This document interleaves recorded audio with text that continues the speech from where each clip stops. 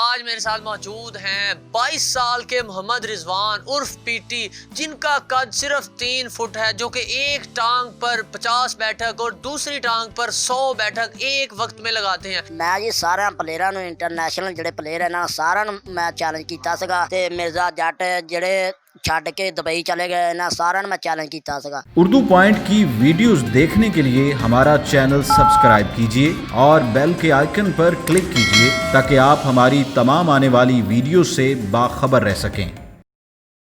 अस्सलाम वालेकुम नाज़रीन, उर्दू पॉइंट से मैं हूं अब्दुल वहाब। आज मेरे साथ मौजूद हैं 22 साल के मोहम्मद रिजवान उर्फ पीटी, जिनका कद सिर्फ 3 फुट है, जो कि एक टांग पर 50 बैठक और दूसरी टांग पर 100 बैठक एक वक्त में लगाते हैं। इसके अलावा अगर मैं बात करूं दोनों टांगों की तो 3000 बैठक एक वक्त में लगाते हैं।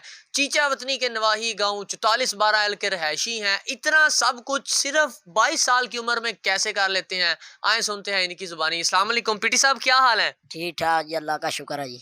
पीटी साहब, ਇਹ ਤੁਹਾਡਾ 3 ਫੁੱਟ ਕੱਦ ਹੈਗਾ ਤੇ ਇੰਨਾ ਹੈਵੀ ਜਿਹੜੇ ਐਕਟ ਤੁਸੀਂ ਕਰ ਲੈਂਦੇ ਹੋ, ਇਹ ਕਿਵੇਂ ਮੁਮਕਨ ਹੋਇਆ? ਇਹ ਜੀ ਮੈਨੂੰ ਸ਼ੌਕ ਸੀਗਾ, 8 ਸਾਲ ਹੋ ਗਏ ਮੈਨੂੰ ਇਹ ਤਿਆਰੀ ਕਰਦੇ ਨੂੰ। 8 ਸਾਲਾਂ ਤੋਂ ਮੈਂ ਸ਼ੁਰੂ ਕੀਤੀ ਆ ਗੇਮ ਤੇ ਇਹ ਮੇਰੇ ਉਸਤਾਦ ਫੈਸਲ ਜੱਟ ਹੈਗੇ ਆ, ਉਹਨਾਂ ਕੋਲ ਮੈਂ ਤਿਆਰੀ ਕਰਦਾ ਵਾਂ ਤੇ ਇਹ ਜੀ ਮੈਨੂੰ ਸ਼ੌਕ ਆ ਜੀ। ਮੈਂ ਜੀ ਸਾਰਿਆਂ ਪਲੇਅਰਾਂ ਨੂੰ ਇੰਟਰਨੈਸ਼ਨਲ ਜਿਹੜੇ ਪਲੇਅਰ ਹੈ ਨਾ ਸਾਰਿਆਂ ਨੂੰ ਮੈਂ ਚੈਲੰਜ ਕੀਤਾ ਸੀਗਾ ਤੇ ਮਿਰਜ਼ਾ ਜੱਟ ਜਿਹੜੇ ਛੱਡ ਕੇ ਦੁਬਈ ਚਲੇ ਗਏ ਨਾ ਸਾਰਿਆਂ ਨੂੰ ਮੈਂ ਚੈਲੰਜ ਕੀਤਾ ਸੀਗਾ।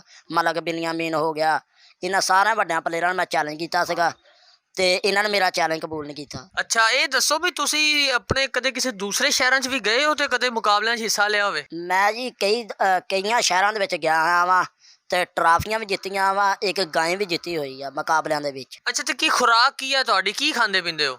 ਸੁਬਾਹ ਨੂੰ ਦੁੱਧ ਮਖਾਣਾ 3 ਪਰੌਠੇ ਹੁੰਦੇ ਆ ਉਹਦੇ ਨਾਲ, ਤੇ ਦੁਪਹਿਰ ਨੂੰ ਵੀ ਇਹੀ ਆ ਖੁਰਾਕ, ਤੇ ਸ਼ਾਮ ਨੂੰ ਵੀ ਆਪਣੀਆਂ ਜਿਹੜੀਆਂ ਗੋਸ਼ਤ ਨਾਲ ਵਾ।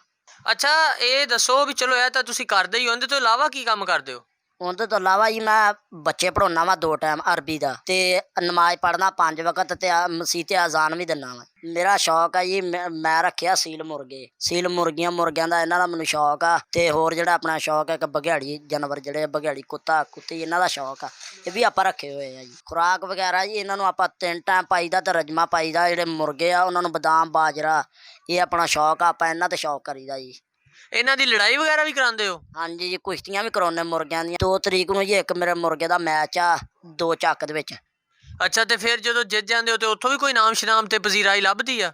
ਹਾਂਜੀ ਜੀ, ਉੱਥੋਂ ਵੀ ਆਪਣਾ ਕੁਸ਼ਤੀਆਂ ਦਾ ਕੁਸ਼ਤੀ ਕਰਾਈ ਹੁੰਦੀ ਮੁਰਗਿਆਂ ਦੀ, ਉੱਥੋਂ ਵੀ ਆਪਣਾ ਨਾਮ ਨੂੰ ਲੱਭ ਜਾਂਦਾ ਜੀ। ਅੱਛਾ ਲੱਗਦਾ ਤੁਹਾਨੂੰ ਕਿ ਲੋਕੀ ਆਉਂਦੇ ਆ ਮਿਲਦੇ ਆ ਕਿ ਮਤਲਬ ਪਿਆਰ ਨਹੀਂ ਕਰਦੇ ਤੁਹਾਡੇ ਨਾਲ? ਨਹੀਂ ਜੀ, ਪਿਆਰ ਵੀ ਆਪਣੇ ਨਾਲ ਕਰਦੇ ਆ, ਮਿਲਦੇ ਮੁਲਦੇ ਵੀ ਸਭ ਕੁਝ ਕਰਦੇ ਆ ਜੀ। ਮੇਰਾ ਕੋਈ ਵੱਡਾ ਪੈਗਾਮ ਨਹੀਂ ਹੈਗਾ, ਮੇਰਾ ਇਹੀ ਪੈਗਾਮ ਆ ਕਿ ਦੁਨੀਆ ਦੇ ਵਿੱਚ ਮੈਂ ਪਾਕਿਸਤਾਨ ਦਾ ਨਾਮ ਰੋਸ਼ਨ ਕਰਾਂ।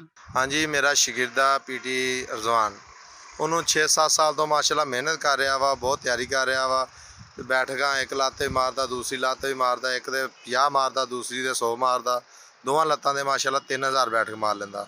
ਅਸੀਂ ਪਾਕਿਸਤਾਨ ਦੇ ਸਾਰੇ ਪਲੇਅਰਾਂ ਨੂੰ ਚੈਲੰਜ ਕੀਤਾ ਸੀ, ਜਿਸ ਤਰ੍ਹਾਂ ਮਲਕ ਬਿਨਯਾਮੀਨ ਆ, ਸ਼ਫੀਕ ਚਿਸ਼ਤੀ ਆ, ਲਾਲਾ ਬੈਦੁੱਲਾ ਵਾ, ਇਰਫਾਨ ਮਾਨਾ ਵਾ, ਟਿਕਟੋਕਰ ਹੈਗਾ ਸਟਾਰ ਆਪਣਾ ਮਿਰਜ਼ਾ ਜੱਟ, ਉਹਨੂੰ ਚੈਲੰਜ ਕੀਤਾ, ਉਹ ਦੁਬਈ ਦੌੜ ਗਿਆ, ਉਹਨੇ ਸਾਡਾ ਚੈਲੰਜ ਨਹੀਂ ਕਬੂਲ ਕੀਤਾ। ਅਸੀਂ ਅਖਤਰ ਪਠਾਨ ਨੂੰ ਉਹਦੇ ਉਸਤਾਦ ਨੂੰ ਕਿਹਾ ਵੀ ਸਾਡਾ ਉਹਨੂੰ ਚੈਲੰਜ ਕਬੂਲ ਕਰਾ, ਸਾਡਾ ਮੁਕਾਬਲਾ ਕਰੇ। ਕੋਈ ਪੀਟੀ ਸਾਹਿਬ ਨਾਲ ਮੁਕਾਬਲਾ ਕਰਦਾ ਹੀ ਨਹੀਂ। ਤੇ ਪਾਕਿਸਤਾਨ ਦਾ ਇਨਸ਼ਾਅੱਲਾ ਪੀਟੀ ਸਾਹਿਬ ਪੂਰੀ ਦੁਨੀਆ 'ਚ ਨਾਮ ਰੋਸ਼ਨ ਕਰਨਗੇ ਇਨਸ਼ਾਅੱਲਾ। ਤੇ ਪੀਟੀ ਸਾਹਿਬ ਮਾਸ਼ਾਅੱਲਾ ਫਿੱਟ ਆ, ਤੇ ਪੀਟੀ ਸਾਹਿਬ ਦਾ ਐਲਾਨ ਆ ਜੀ ਮੇਰੇ ਨਾਲ ਕੋਈ ਵੀ ਪਾਕਿਸਤਾਨ 'ਚੋਂ ਕੋਈ ਵੀ ਪਲੇਅਰ ਆਣ ਕੇ ਮੁਕਾਬਲਾ ਕਰ ਸਕਦਾ। ਹਕੂਮਤ ਨੂੰ ਕੀ ਕੋਈ ਪੈਗਾਮ ਦੇਣਾ ਚਾਹੋ ਪੀਟੀ ਸਾਹਿਬ ਦੇ ਹਵਾਲੇ ਨਾਲ? ਪੀਟੀ ਸਾਹਿਬ ਦਾ ਵਸੈਲ ਕੋਈ ਨਹੀਂ ਜੀ, ਉਹ ਮਾਸ਼ਾਅੱਲਾ ਬੱਚਿਆਂ ਨੂੰ ਕੁਰਾਨ ਪਾਕ ਵੀ ਪੜ੍ਹਾਉਂਦੇ ਨੇ, ਆਪਣਾ ਦੀਨੀ ਦਰਸ ਵੀ ਦਿੰਦੇ ਨੇ, ਉਸ ਤੋਂ ਇਲਾਵਾ ਇਸ਼ਾ ਅਜ਼ਾਨ ਵੀ ਦਿੰਦੇ ਨੇ, ਨਮਾਜ਼ੀ ਪਰਹੇਜ਼ੀ ਬੰਦੇ ਨੇ। ਤੇ ਵੈਸੇ ਵਸੈਲ ਕੋਈ ਨਹੀਂ, ਮਾੜਾ ਬੰਦਾ ਹੈ, ਉਹਦੀ ਗੌਰਮੈਂਟ ਨੂੰ ਚਾਹੀਦਾ ਹੈਲਪ ਕਰਨ, ਮਦਦ ਕਰਨ, क्योंकि वो पाकिस्तान का इंशाल्लाह पूरी दुनिया च नाम रोशन करेगा। बिल्कुल नाज़रीन, आपने सुना है, उस्ताद थे पीटी साहब की और बड़ी अच्छी बातें कर रहे थे। मज़ीद वीडियोस के लिए देखते रहिए उर्दू पॉइंट और अपने मेज़बान अब्दुल वहाब को इजाज़त दीजिए। अस्सलाम वालेकुम।